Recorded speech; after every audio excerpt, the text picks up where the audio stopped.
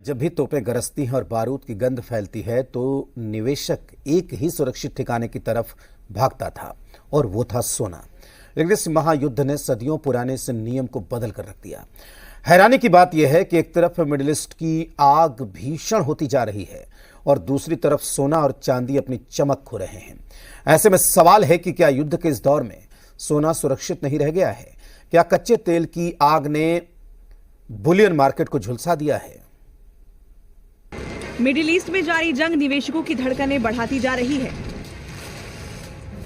क्योंकि एक तरफ ईरान और अमेरिका इजराइल एक दूसरे पर मिसाइलें बरसा रहे हैं, तो दूसरी तरफ शेयर बाजार में भारी गिरावट की वजह से सोना चांदी की चमक फीकी पड़ती जा रही है।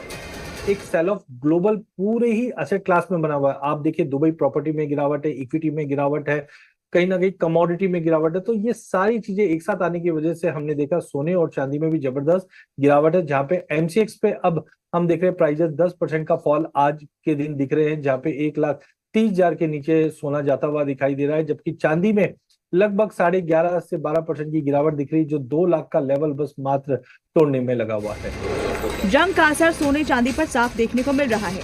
क्या इस युद्ध में सोने चांदी के दाम एकदम गिर जाएंगे? ये चिंता, ये डर, ये टेंशन हर निवेशक को 24 घंटे सता रही है। मार्केट और एक्सपर्ट जो इशारे कर रहे हैं वो बेहद डराने वाले हैं। पहली वजह, कीमतों में लगातार गिरावट। पिछले 24 घंटों में एमसीएक्स पर सोने में 14,000 से ज्यादा की गिरावट देखी गई है, जबकि चांदी 22,000 से ज्यादा टूटी है। दूसरी वजह, तेल का खेल। दरअसल युद्ध की वजह से कच्चा तेल $113 के पार पहुंच गया है। इससे महंगाई बढ़ी है और फेडरल रिजर्व ने ब्याज दरें घटाने से मना कर दिया है। तीसरा कारण है डॉलर की मजबूती। युद्ध के समय लोग अब सोने से ज्यादा डॉलर और अमेरिकी बॉन्ड्स पर भरोसा कर रहे हैं, जिससे सोने की मांग गिर रही है। चौथी वजह है घबराहट। रिटेल निवेशकों ने पिछले दिनों में भारी मुनाफा वसूली की है, जिससे बाजार और नीचे गिर गया है।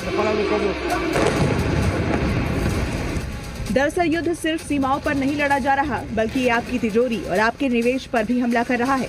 निवेशकों की माने तो ट्रंप की ईरान के पावर प्लांट पर धमकी की वजह से गिरावट देखने को मिल रही है।